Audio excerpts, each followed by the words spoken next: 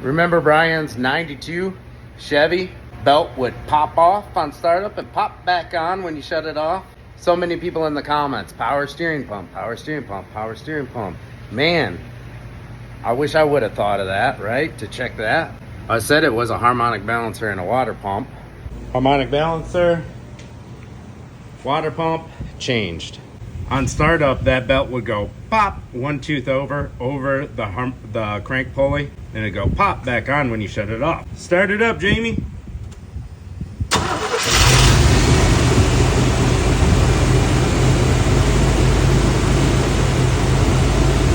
No more issues. That's a fix. Oh yeah, by the way, he did shred one more belt. And if you notice on startup, it doesn't do that little wiggle wobble. It was all in this harmonic balancer, and if you look, the rubber does not really look bad at all. Somebody hammered the crap out of this when installing it.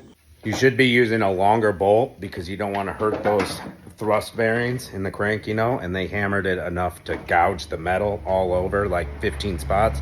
That's not good.